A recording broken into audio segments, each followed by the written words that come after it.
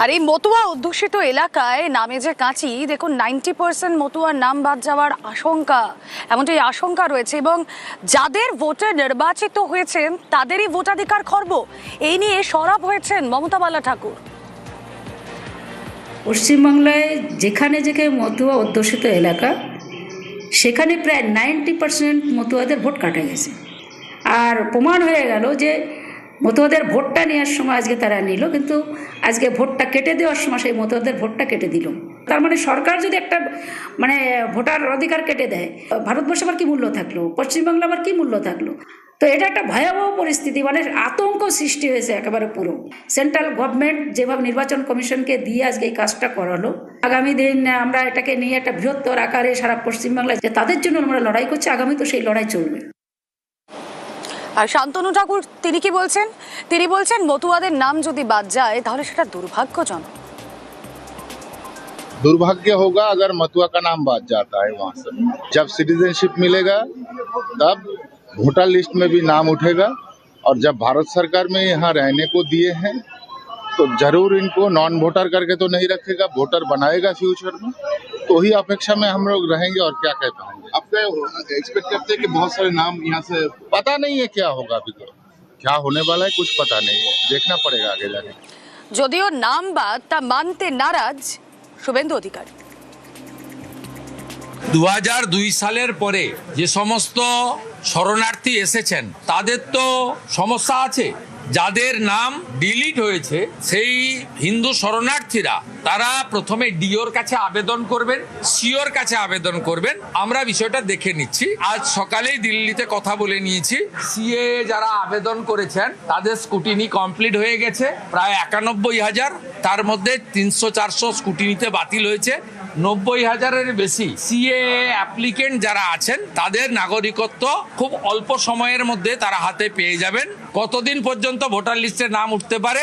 আমাদের শেষ দিন মনোনয়ন জমা দেওয়ার শেষ দিন পর্যন্ত। এদের প্রত্যেককে সমস্ত রকম ভোটাধিকার সহ সুরক্ষা দেওয়ার কাজ ভারতীয় জনতা পার্টি করবে। আমরা অঙ্গীকারবদ্ধ, আমরা দায়বদ্ধ। বিরোধী দলনেতা যতই এই অভিযোগ উড়িয়ে দেন না কেন, আগেই এসআইআর এর নাম বাদের ইঙ্গিত দিয়েছিলেন শান্তনু ঠাকুর। তিনি আশঙ্কা প্রকাশ করেছিলেন 2025-এর 22 ডিসেম্বর 50 লাখ রোহিঙ্গা মুসলমান যদি বাদ যায়, সেখানে 1 লাখ আমাদের লোক যদি বাদ যায়, তো আমাদের এটুকু একটু সহ্য করে নেওয়া উচিত। এই কারণে ওপাশে রেশন তোলার সময় মার খেয়ে আমার দিল হাতে করে নিয়ে আমার এপাশে দৌড়ে আসতে হয়েছে। তো এখন যদি তার সাথেই আবার আমার এখানে রেশন তুলতে হয়, তাহলে আমি প্রতিশোধটা নেব কবে? তো প্রতিশোধ নেওয়ার সময়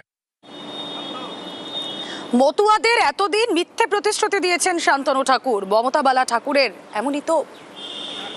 এতদিন ধরে যে আশ্বাস শান্তনু ঠাকুর দিয়ে এসেছিল যে আমরা ভোট করে দেবো, আমাদের এখানে মতুয়া কাট করলে তোমাদের কোনো ভয় নেই, আজকে সেই শান্তনু ঠাকুর আজকে তার পুরো ভোট পাল্টে গেছে একেবারে।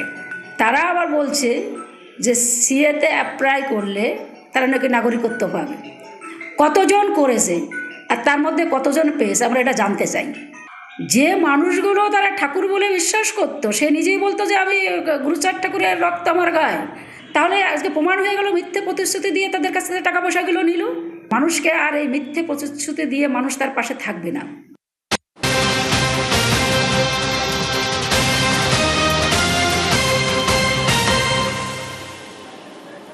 এই যে বিচারাধীন তালিকা, সেই বিচারাধীন তালিকাতেও একের পর এক আমরা নাম দেখতে পাচ্ছি, বিশ্বকাপ জয়ীর নাম আমরা দেখতে পাচ্ছি। এবার এই বিচারাধীন তালিকায় রিচার নাম, ভারতীয় মহিলা দলের ক্রিকেটার রিচা ঘোষ, শিলিগুড়ির 19 নম্বর ওয়ার্ডের বাসিন্দা রিচার দিদির নামও বিচারাধীন তালিকায়। এই নিয়ে কথা বলবো, প্রতিনিধি পার্থ রয়েছেন সঙ্গে। পার্থ,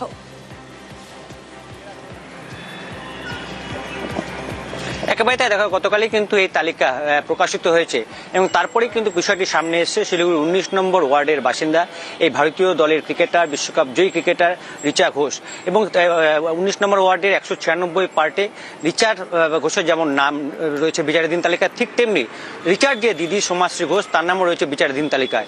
রিচা এবারই প্রথম ভোট দেওয়ার কথা রয়েছে, যদিও তার দিদির আগে ভোট দিয়েছিল। কেন নাম নেই, কেন বিচারাধীন তালিকায়? স্বাভাবিক এই গোটা বিষয়টি নিয়ে উদ্বেগে রয়েছে হয়েছে রিচার পরিবার এবং আগামীকালই তারা শিলিগুড়ি মহকুমা শাসকের দপ্তরে তারা দ্বারস্থ হবেন। এখানেও আমার রিচার বাবার সঙ্গে কথা বলেছে, তারও একই দাবি যে গোটা বিষয়টি তার কাছে স্পষ্ট নয়, কেননা যে ডকুমেন্টস তার কাছে চাওয়া হয়েছিল রিচার এবং তার পরিবারের কাছে সেই ডকুমেন্টস কিন্তু তিনি জমা দিয়েছিলেন।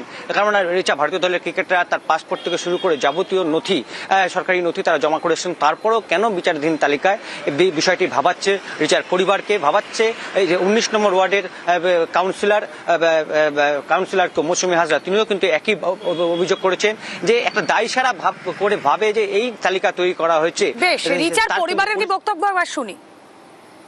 দুজনেরই তো আসেনি, এখন কি ব্যাপারটা আমি ঠিক বুঝতে পারছি না। হ্যাঁ, এখন আমি যাই যারা আছেন দায়িত্বে তাদের সাথে কথাবার্তা বলবো। আমাকে বলেছিল যে একটা ডকুমেন্ট আপলোড করতে বলেছে, সেই ডকুমেন্টস ওর বার্থ সার্টিফিকেট এগুলো বলেছে যে কোনো একটা দিতে, তো ওটা দেওয়া হয়েছিল। তারপরে কেন হলো কি হলো আমি আর অ্যাকচুয়ালি বেসিক্যালি যতক্ষণ না কথা বলবো কর্তৃপক্ষের সাথে ততক্ষণ। মানে এই আর সঙ্গে কথা বলবেন? হ্যাঁ, আপনার এবং দুজনের নাম রয়েছে? হ্যাঁ, আমাদের তো নাম আছে, দুই বোনেরই নাম? দুই বোনের নাম। ও হচ্ছে একটা বিশ্বের গর্ব, দেশের গর্ব। সেক্ষেত্রে ওর নামটা দেখে আমরা প্রথমেই হতভম্ব হয়ে গেলাম যে ওর নামটা কিভাবে আসলো। জানি না, ওর তো হিয়ারিং ও সেরকম ভাবে কোনো রকম ডাক পড়েনি। মানে এটাই বোঝা যায় যে কি ব্যর্থতা নির্বাচন কমিশন, যেভাবে এভাবে তড়িঘড়ি করে একটা লিস্ট পাঠিয়ে দিচ্ছে। যাদের প্রপারলি ডকুমেন্টস আছে তাদের ক্ষেত্রে যদি এরকম হয়, তাহলে বাদ বাকিটা কি হয়েছে, কিভাবে হয়েছে সেটা আপনারা বুঝে নিন। ওর তো ডকুমেন্টস কোনো রকম ফাঁক থাকবে না, ওর ডকুমেন্টস সব ঠিকঠাক আছে। পাসপোর্ট যখন দিয়েছে কেন্দ্র সরকার থেকে, তো পাসপোর্টটা দিয়েছে, পাসপোর্টে তো ডকুমেন্টস ঠিক না থাকলে পাবে না। দেশে হয়ে খেলতে যাচ্ছে, তার নামটা নিয়েছে কি করে?